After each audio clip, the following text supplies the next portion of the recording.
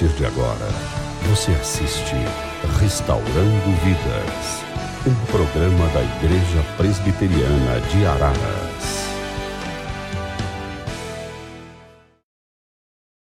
Olá, amigos da Rede Opinião TV, está começando mais um programa Restaurando Vidas da Igreja Presbiteriana de Araras, veiculado pela Rede Opinião de TV. Nós queremos cumprimentar todos que estão em casa e dizer que é uma honra, é uma alegria estarmos a cada sexta-feira aqui falando a todos que nos assistem e agora com a direção e pastorado da Igreja do Reverendo Wilson da Silva, quem eu quero já cumprimentá-lo. Uma boa noite, doutor Eliseu, um prazer estar com o senhor. Uma boa noite aos nossos amigos e irmãos que estão nos assistindo em casa. Mais uma vez, um prazer estar com vocês.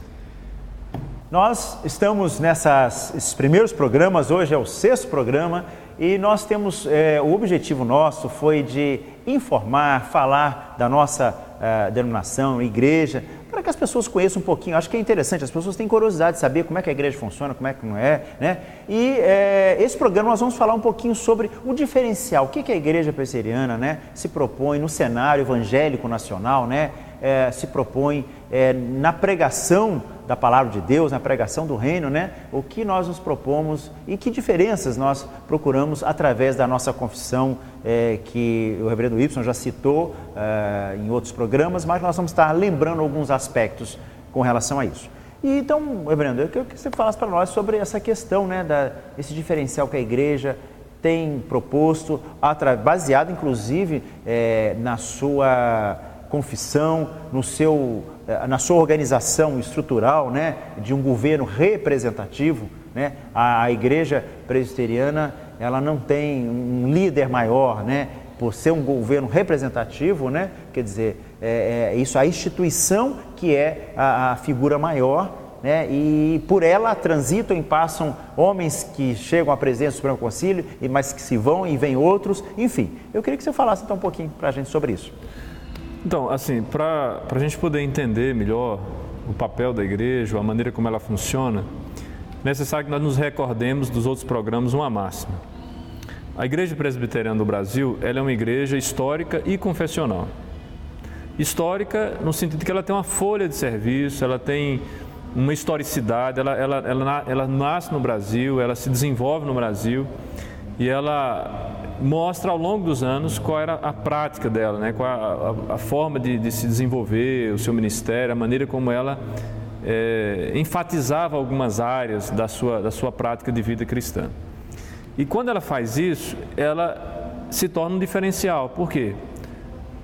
Nós temos vários pontos que vão dar a identidade desta igreja. Um primeiro ponto é que a Igreja Presbiteriana do Brasil é uma igreja que adota a Bíblia como a única regra de fé e prática. É a mensagem definida pela Bíblia, a mensagem de salvação que nós temos em Cristo, é o corpo doutrinário que testifica sobre isso, que é o que a igreja ensina, crê, prega e vive. Ou seja, tudo aquilo que for contrário à palavra de Deus, tudo aquilo que for acrescentado ou tentativa de acréscimo a essa palavra, a igreja então ela combate, ela rejeita. Isso é um diferencial. Um outro diferencial foi naquele ponto que o senhor acabou tocando. O sistema de governo da igreja, ele é um sistema representativo e participativo. O que é que significa isso? Que a igreja, o corpo, a igreja, os membros, eles participam do seu governo. Quando eles são elegidos, quando eles são devidamente instalados nessas atividades, eles vão desenvolver essas tarefas, seja como presbítero, seja como diácono, seja na participação de um conselho da igreja, seja na participação de um presbitério, de um sínodo, de um Supremo Concílio. Ou seja, todos os membros da igreja acabam sendo colocados dentro desse sistema de governo, que ora se subordina, que ora fiscaliza, que ora coopera com as suas partes, com as suas instâncias. Então, esse seria um segundo diferencial. Um terceiro diferencial que nós teríamos seria a observação permanente da lei moral, que é a palavra de Deus como princípio de norma, de conduta ética, e princípios espirituais, e a sua associação entre uma vida de piedade e o cultivo da intelectualidade. Ou seja, é uma igreja que entende que a Bíblia continua sendo uma regra, um parâmetro para viver, para se estabelecer valores, princípios. É uma igreja que está associando o que seria a ideia de uma vida piedosa aos olhos de Deus com uma prática, um cultivo da intelectualidade. Ou seja, a presença da realidade cognitiva do ser humano, que ele precisa ele precisa utilizar da sua racionalidade, que ele precisa utilizar o seu intelecto para entender as coisas de Deus, aceitar essas coisas, é claro, naquilo que Deus quis se revelar, naquilo que nós conseguimos atingir a respeito dessa revelação, né? Porque Deus, Ele é muito maior do que a sua revelação, né? Ele revela o que Ele quis mostrar, mas Ele ainda é muito maior do que ela. Então, quando nós observamos a respeito disso, nós vamos observar que a igreja também é um diferencial.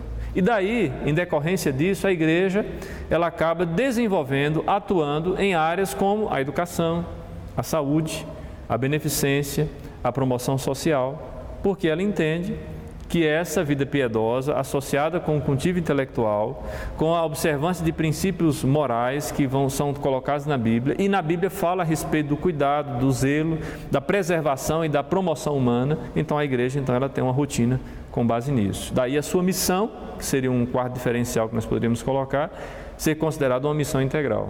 A Igreja Presbiteriana do Brasil, ela atua em diferentes áreas da situação humana. Ela abrange toda uma realidade, tanto local, como nacional, como internacional. Localmente nós temos o trabalho da igreja, das denominações que estão dentro da cidade. Nacionalmente nós temos a Junta de Missões Nacionais, que trabalha as regiões específicas do Brasil. E internacionalmente nós temos a Agência Presbiteriana de Missões Transculturais, que temos hoje obreiros e igrejas em processo de plantação em diferentes países, né? Em decorrente aqui do trabalho da igreja brasileira. Em resumo, nós poderíamos dizer então que a igreja presbiteriana ela é uma igreja que se ocupa com a salvação em Cristo, em falar da salvação em Cristo, e também no pão para o carente, do necessitado, em promover o necessitado, seja de pão, seja de conhecimento, seja de cuidados médicos, seja de cuidados também intelectuais, educacionais. A igreja ela transita, ela orbita em torno de todas essas realidades e daí acontece a sua manifestação e o seu ministério. Wilson, você falava, achei bastante interessante a questão aí dessa dinâmica da igreja e você falava também que dentro dos trabalhos da igreja, as missões, porque nós somos fruto de um trabalho missionário, como foi já citado em programas anteriores, o missionário norte-americano, o reverendo Ashbel Green Simonton, que veio ao Brasil e implantou o trabalho. Hoje, a igreja, ela já está tem enviado outros missionários para outras partes do mundo. Então nós temos, como você bem citou, as missões nacionais, as missões internacionais que são transculturais, né? E hoje fala-se também um pouco em missões urbanas, né? Esse conceito, quer dizer, quando se fala em missionário, a ideia é que às vezes o missionário vai ter que largar a sua cidade, o seu país e ir para um lugar longínquo. Isso pode acontecer, mas pode também, até dentro da sua própria estado, cidade, também ele está sendo um missionário, que é, ou seja, levar a palavra de Deus. Exatamente. Isso acontece, doutor Eliseu, por conta de um fenômeno demográfico. Então, nós temos, ao longo do contexto nacional brasileiro, e também uma tendência global, mundial, as pessoas saírem do interior do campo para residir na cidade. Então, os grandes conglomerados que nós temos são nas cidades, não mais no campo. A sociedade se tornou uma sociedade urbana. Com a sociedade urbana estabelecida, nós temos desafios que são pertinentes a essa sociedade. Nós temos uma sociedade que prima muito por aquilo que é privado. Nós temos uma sociedade que é insegura, né? Ela tem os seus medos, os seus receios. Nós temos uma sociedade que está tendo acesso rápido às informações e que consegue se deslocar de uma rapidez muito grande no seu espaço, né? No espaço geográfico. E em decorrência disso, então, a igreja ela teve que procurar dar a resposta a tudo isso. E a missão urbana, então, ela vem trazer a velha e boa mensagem, que acaba sendo a boa nova do Evangelho, para esses que estão vivendo no contexto urbano, contemplando o seu contexto, vendo as suas necessidades e até vendo as expressões adequadas, corretas de apresentar esse Evangelho, a igreja então ela se propõe hoje a dar respostas às demandas urbanas à luz da palavra de Deus. É a mesma coisa que era feita antes pelos missionários, mas que é feita agora, no nosso contexto, fazendo a leitura e entendendo o momento que nós estamos vivendo. Falando aí um pouquinho, né, eu lembro alguns dos nossos scripts aqui, a nossa igreja hoje, nós temos muitas, já a nível de Brasil, né, eu estou vendo aqui, são mais ou menos 5.392 igrejas locais, 5.500 congregações, 3.054 pontos de pregação, 8.315 pastores e um pouco mais de 1 milhão de membros que estão presentes em todos os estados da federação, ou seja, em território brasileiro. É um número expressivo, são algumas estatísticas mais atuais da igreja? E essa estatística ela é de 2011, ela já apresenta um quadro deficiente, né? Nós temos aí 3 anos que não foram contemplados ainda. A igreja ela se estrutura, ela se desenvolve em diferentes contextos, portanto, inclusive ela tem em todos os estados brasileiros, nós temos a presença da igreja, e esses números aí, alguns vão dizer que é para mais, outros vão dizer que é menos, né? Mas a tendência é que seria para mais, né? Nós teríamos uma membresia mais de 1 milhão de pessoas, né? E fechando esse programa, já estamos no finalzinho, eu queria perguntar, é uma pergunta delicada, eu sei que é um assunto, mas que eu sei que muita gente está em casa, nos assiste, as pessoas que estão conhecendo a nossa igreja, né? Sobre a questão de contribuição na igreja, né? Muita gente fala, eu não vou dar dinheiro para pastor, né? Isso muita gente vê falar isso, né? Você dá dinheiro para pastor lá na igreja, né? Quer dizer, como é que funciona essa questão hoje de contribuições na igreja, dízimos e ofertas? Como é que a igreja presbiteriana vê isso? Como é que é a dinâmica nossa com relação a isso? Primeiro é preciso saber o seguinte, que dízimo e oferta está sendo colocado pela palavra de Deus, mas sendo colocado dentro de um princípio doutrinário chamado mordomia cristã, onde a tarefa de todo cristão, de todo aquele que professa a fé em Cristo, é gerenciar todos os recursos que chegam à sua mão. Portanto, ele não deve chegar a entregar tudo que ele recebe para a igreja. Ele vai contribuir com liberalidade, conforme o que Deus tiver proposto, conforme Ele tiver proposto no coração, a oferta, o dízimo, né, que é 10% daquilo que ele recebe, juntamente com as suas ofertas. E isso se dá de uma maneira bastante transparente, de modo que não é o pastor que recolhe essas ofertas. Nós temos um grupo na igreja responsável por isso, que são os diáconos da igreja.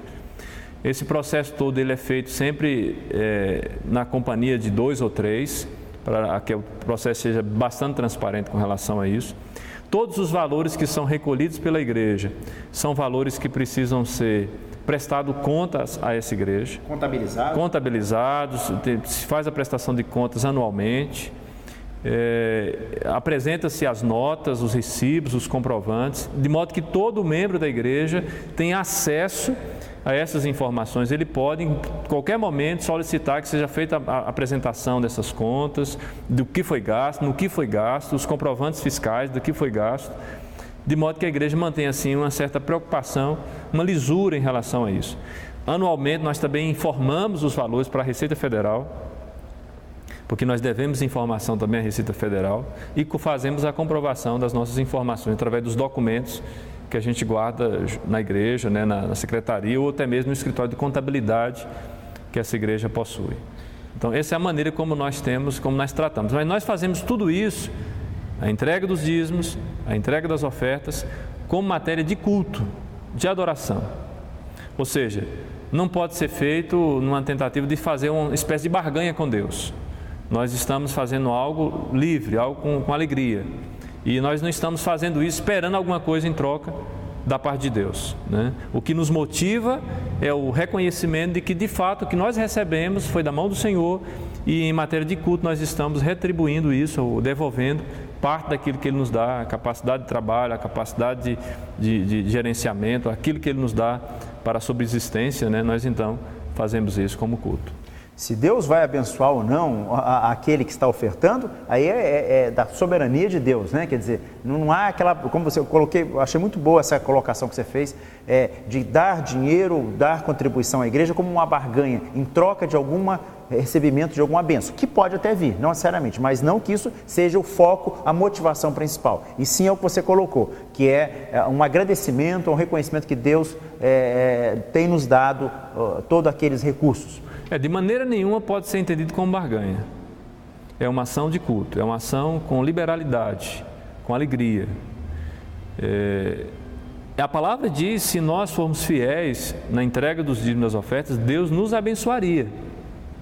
Mas não significa que é o único princípio de fé que eu preciso abraçar e ser fiel, eu preciso ser fiel a todos os princípios de fé.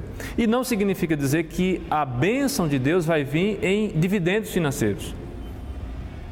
Necessariamente não é dividendos financeiros, mas uma vez que eu tenho uma vida construída à luz da palavra de Deus, certamente Deus vai me abençoar. Mas não numa proposta de que tome lá da cá, né? Não numa proposta de barganha, de forma nenhuma pode ser colocado nesses termos. E assim, meus queridos telespectadores, estamos terminando, falando até de um assunto delicado, mas que nós precisamos também informar, falar desse lado da igreja, que muita gente pergunta, muita gente quer saber, né? E nós vamos terminando mais um programa Restaurando Vidas, e assim nós queremos que você continue assistindo. Vamos ter muitos outros programas falando sobre a vida cristã, mensagens do Evangelho proferidas pelo reverendo Y, outras entrevistas sobre outros assuntos que com certeza vão ser do interesse daqueles que nos assistem. Nós queremos agradecer e as palavras finais do reverendo Y. Nosso agradecimento também, poder estar com vocês, a importância do tema, né? De fato, por si só já se demonstra, né, que nós precisamos falar um pouco, entender um pouco a respeito da igreja que nós fazemos parte e também informar a comunidade, a sociedade ararense do tipo de igreja que eles possuem, né, localizada aqui na Júlio Mesquita, 407, no centro da cidade. E também é uma oportunidade de nós falarmos um pouco da nossa história de vida, da nossa filosofia ministerial, dos ideais que a igreja de Araras tem, das máximas, né? Das doutrinas que ela crê, que ela professa, daquilo que ela se propõe a fazer, desenvolver, de modo que é um prazer poder compartilhar essas coisas com vocês. Nós vamos ficando por aqui, um abraço a todos, uma boa noite e fiquem com Deus. Restaurando Vidas, um programa da Igreja Presbiteriana de Araras.